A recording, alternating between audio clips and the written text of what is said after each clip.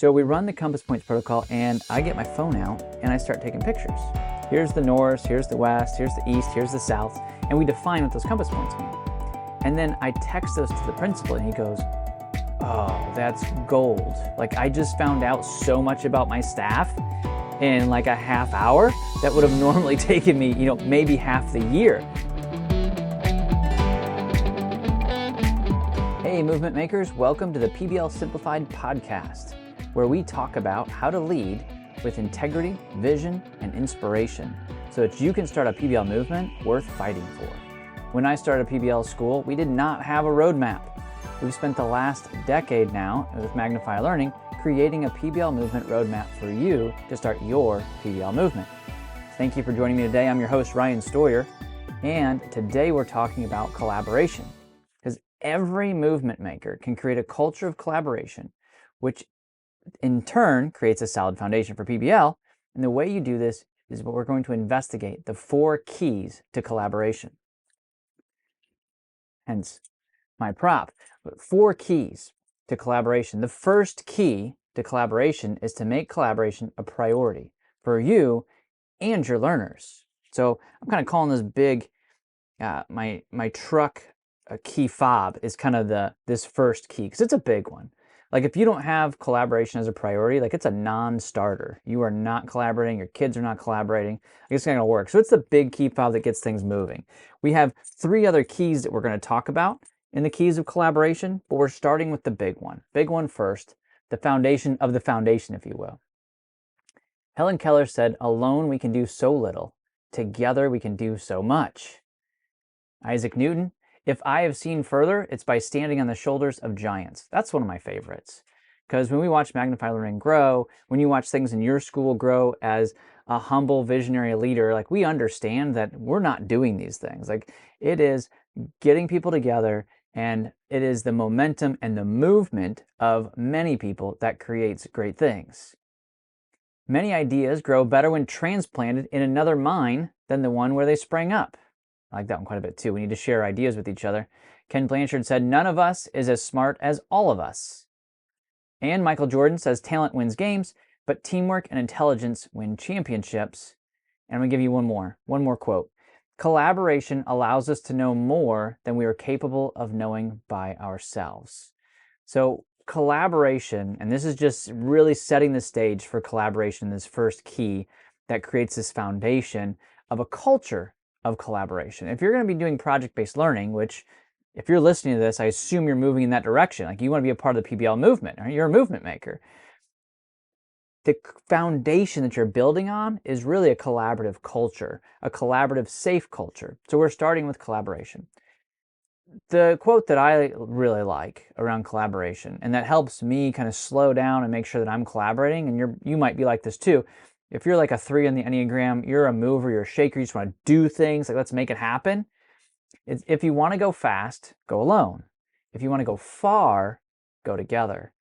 And when I think about the dreams, the visions that I have to fulfill, like, they're really far. Now, I want to get there fast because I can get impatient because I want to make things happen.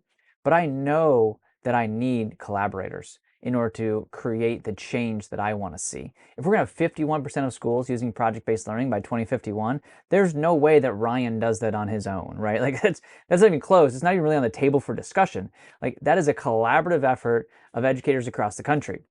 So I know that there's going to be collaboration in this journey. So that lets me pause and set my priorities. And that's really what that quote does for me. Like, sure, Ryan, if you want to go fast, go ahead. You're just going to do it by yourself. You're not going to get very far. But if you want to go far, go together. So you have to take a moment and set your priorities. That's the first key to collaboration, is set your priorities. When I think about my values and priorities, I know that I need to collaborate, because that's where kind of the magic happens. And those first quotes from, these famous people, whether it's Michael Jordan or Isaac Newton in history, it's like they understand that it's not them themselves. There's a team effort involved. And when we say collaboration, it's more than just dividing tasks. And let me give you a great classroom example that kind of defines this. That it's not just, if you're doing true delegation, like, you're not just giving tasks, there's a lot of teaching that's happening in that too, and responsibility giving and some autonomy. So I don't want to call it delegation, but collaboration is more than just the dividing of tasks. So we had this PBL unit where you can create some marketing materials for local nonprofits, which is a great PBL unit. You can grab this because you have local nonprofits in your area that need help. So the driving question is, how can we as new marketing designers support local nonprofits? Well, we can make a website, right? You can get on Wix, you can create this free website, and then you can add for 20 bucks, you can add the URL and these kind of things. If the nonprofit really likes it, then they can run with it and it can be a paid version. So great way to do this. So kids are in groups of 4. They're building a website around this nonprofit, and things are going pretty well, really. It seems like the groups are, if you will, quiet. They're doing their work. Like, they seem like they're on task. And there's workshops in between. There's benchmarks. Probably not as much assessment in this one, because this is a fail story. The first one's a fail story. So here we are. Everybody's up here. We've got some nonprofit leaders in the audience, and groups start to present. And the first group is just like all the other groups. That's your spoiler alert. Each one presents their section of the website, because the way they divvied it up, it was like, hey, there's these 4 different sites. I'll do the about, you do the cause, right? You do the service, you do, the donation side. And they split it up, 4 people in the group, 4 different sections, nice and easy. But as they present, it becomes very clear that they did not work together to actually complete this, because the information's overlapping, right? So Mission Indy does da-da-da-da-da-da-da-da. The executive director is da-da-da-da-da. And then the next section of services. In Mission Indy, which da-da-da-da-da, the executive director is, these are the services we have. And everything really overlaps. So you could tell he just did completely separate research and made each section of the website the same. So it came together to one web page, but there was not collaboration. There was a delegation of tasks. So we finally asked the question for a couple groups, because obviously as facilitators, we had messed up somewhere. It's like, so what did collaboration look like for you all? Because we were using the word collaboration, but obviously it didn't sink in. What does collaboration look like for you all? So, well, we got together and everybody picked the thing they wanted to do, and then they did it. We brought it together, now we're presenting. And that was collaboration for them. That's how we had misguidedly communicated, apparently. So fix that, right? Because we're getting better every year, every PBL unit, and same PBL unit with different nonprofits, and creating these web pages. And now it looks different come presentation time. And there is a cohesiveness to each of the web pages. There's not this redundancy that we saw the first time we ran this PBL unit. And now what we see is that each section complements the next. It's just really obvious. You can see this presentation time, can't you? Like, you're sitting there, you've got the rubric in front of you, you've got some people around you, you're asking general questions, you want your learners to do a great job and have a great experience. But you're also like kind of thinking through like what's been happening in these groups. And we had some more benchmarks and things. But listen to their answer on this one. What did collaboration look like for you all in this PBL unit? So, well, the tuning protocols made sure that we got feedback from everybody in the group for our individual section to make sure that it all came together. Ah, okay, great job. Like, facilitators get it. The learners get it. So that tuning protocol made the work public. And then the learners themselves could say, hey, these things are overlapping. Hey, I already said that. Can you say it differently? And they could figure those things out. That was true collaboration now. The first time, it was just divvying up tasks so one person didn't have to do all the work, which is nice, but that's not really what we're looking for in collaboration. In collaboration, we're looking to work together to get a better final product. So, great lesson from our learners. You can see the 2 PBL units, how different they are. And the same is true for us as adults, is that when we look at collaboration, we need to be truly collaborating and not just divvying up tasks. We also need to make sure we're defining collaboration and showing collaboration in positive ways so that our learners can figure it out. One last note on this first key to collaboration, because it is about priorities, is it takes more time to put a tuning protocol into your unit plans, right? You need to have some time where you have to teach a tuning protocol. So I always recommend you do it early in the year so that you can do it multiple times throughout the year. Once your learners get it, then they get it, right? And it moves things forward. So when you're doing these tuning protocols, you're going to say, let's take time to do that. So you have to make it a priority to know that when your learners are running a tuning protocol, it's worth the time, right? It's worth the time because you end up with a better final product. You're also teaching collaboration. You're also teaching the employability skills throughout this tuning protocol. So those things have to be priorities set up for you. The employability skills, the excellence in final deliverables. Once those are priorities, then you'll set aside the time for true collaboration and not just a delegation of tasks. So the first key to collaboration is priority. Hey, we'll get back to the episode in just a second, but I wanted you to know, just in case you haven't checked it out, my book PBL Simplified gives you the structure that you need, the 6 steps to move project-based learning from idea to reality. If you've been thinking about PBL but haven't been able to implement it, if you're a principal who wants to bring PBL, this is a great way to start. And if you use the link down in the show notes, we're going to give you a free book study. Do not PBL alone. Invite the teacher next to you. If you're a principal, take that small group of innovators and get them started in the book study so you start to have your own PBL success stories before you start your full movement. Go out and grab a copy today. Let's head back to the episode. The second key to collaboration is to know yourself so that you can work with others. Know yourself to work with others. That's the second key to collaboration. So here's the second key. Remember the first one? It was the things that make things move. It's got to be a priority. The second key, this is the one that gets to your house, right? This one gets you in the door because this is you. This is you. So I like putting in personality tests here. Like maybe it's the DISC, maybe it's the Enneagram, Myers-Briggs, Strength Finder, right? There's one that you can do with chocolates. Have you ever seen that one? Look it up. Google the chocolate personality test and run that with your staff. It's phenomenal. It works. It's nuts, but it does. But the one that we use in our PBL workshops is called Compass Points. And we use Compass Points in our PBL workshops to help adults figure out how their personality works and how they can work with different personalities. Because that's when you start to collaborate. And I ran this with a staff who had a new principal. And running Compass Points is always fun. It's up, you're moving around. It's always kind of a highlight in the PBL workshops for participants. It comes up in the feedback all the time.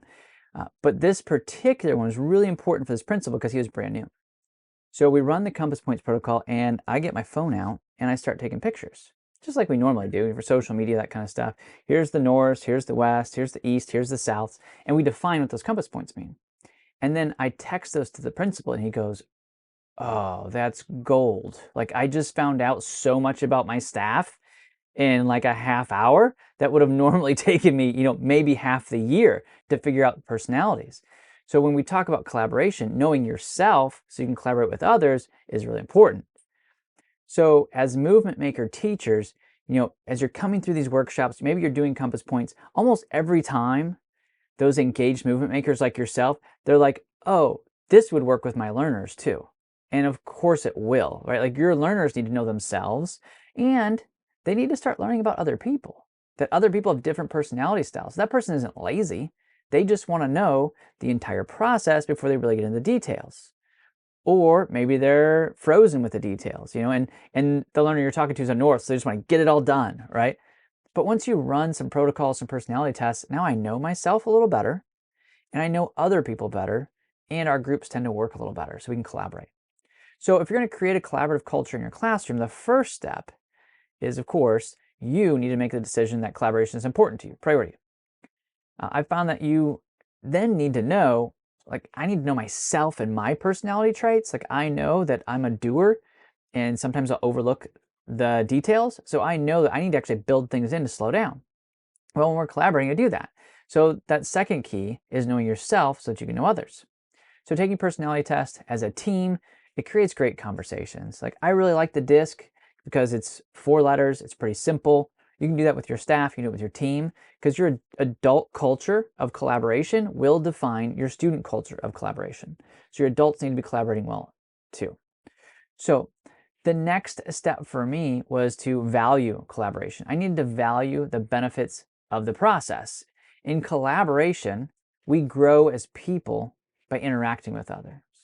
In collaboration, we grow as people by interacting with different personalities. In collaboration, we grow.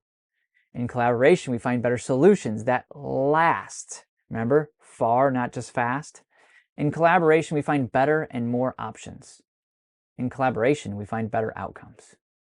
As we look at collaboration, we grow and things are better. Therefore, collaboration is worth it. And if it sounds like I'm trying to sell you on collaboration, I am. It needs to be a priority for you. And again, I think earlier in the year, the better. If it's later in the year as you're listening to this podcast or watching on YouTube, just jump in because now is better than later, right? Wherever you're at, because then you get the ongoing dividends of the collaborative environment, because now you start to create a collaborative, safe environment in your classroom. So that's the first 2 keys to collaboration: priority, and knowing yourself so you can know others.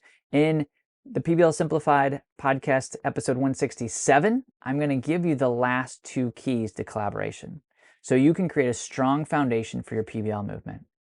We also have some resources posted every single day in the PBL Movement online community. In January, which is when we're recording this, it's every day it's going to be on collaboration. And they're going to be spread out. It's going to be for builders who are starting out their PBL movement, launchers, if you've had a PBL and you're ready to launch, and then innovators. If you've been in PBL for a while and you're a veteran and you've got some expertise, we want to collaborate with you as well and give you some learning opportunities. So in the PBL Movement online community, it's a place for movement makers just like you.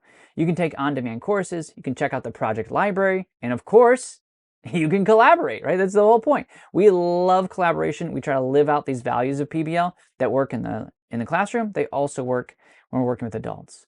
So join educators that are just like you who are collaborating to grow and find better solutions for your classrooms. And then I'll see you in the community, Movement Maker.